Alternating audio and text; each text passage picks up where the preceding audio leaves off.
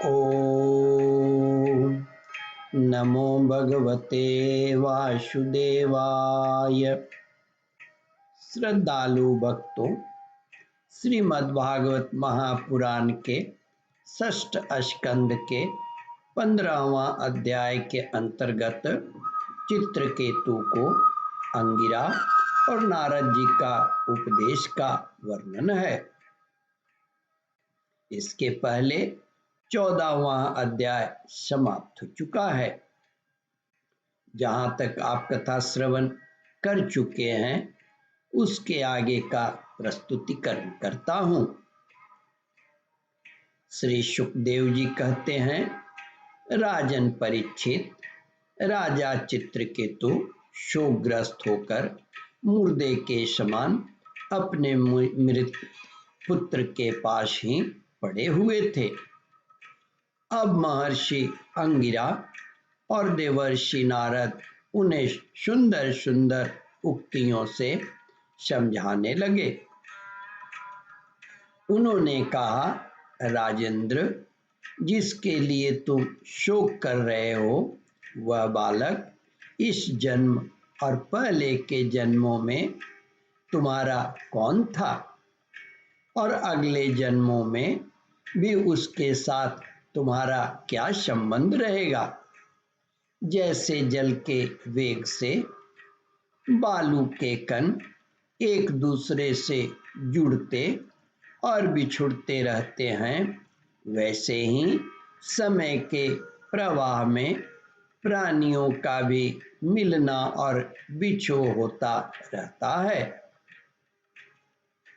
राजन, जैसे कुछ बीजों से दूसरे बीज उत्पन्न होते हैं और नष्ट हो जाते हैं, वैसे ही भगवान की माया से प्रेरित होकर प्राणियों से अन्य प्राणी उत्पन्न होते और नष्ट हो जाते हैं।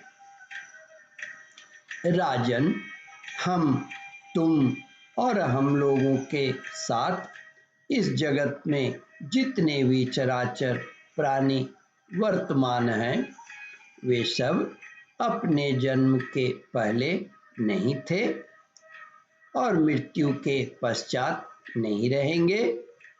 इससे सिद्ध है कि इस समय भी उनका अस्तित्व नहीं है, क्योंकि सत्य वस्तु तो सब समय एक सी रहती है। भगवान ही समस्त प्राणियों के अधिपति हैं।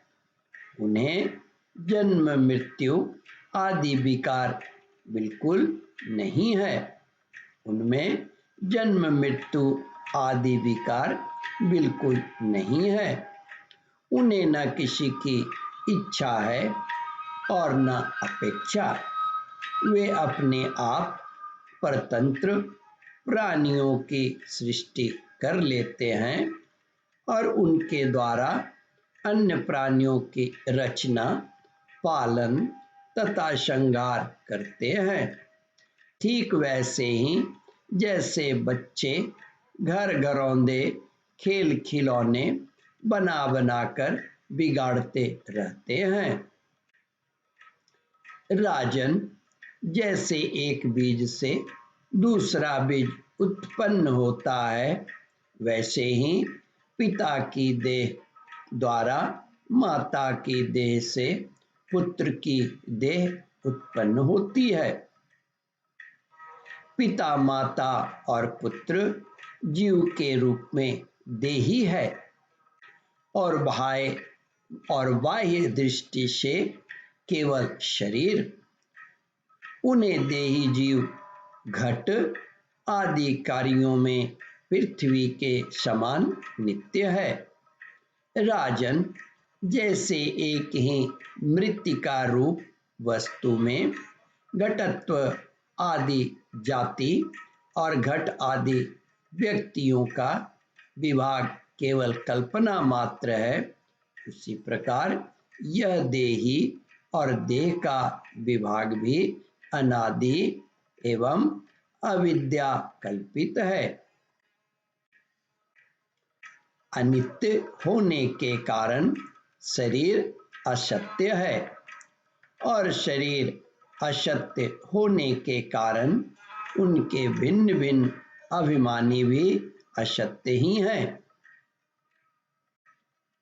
त्रिकाल बाधित सत्य और एकमात्र परमात्मा ही है।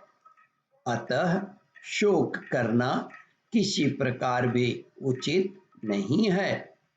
श्री सुखदेव जी कहते हैं, राजन परीक्षित, जब महर्षि अंगिरा और देवर्षि नारद ने इस प्रकार राजा चित्रकेतु को समझाया बुझाया, तब उन्होंने कुछ धीरज धारण करके शोक से मुरझाए हुए मुंह को हाथ से पोंछा और उनसे कहा, ओम परमात्मने नमः।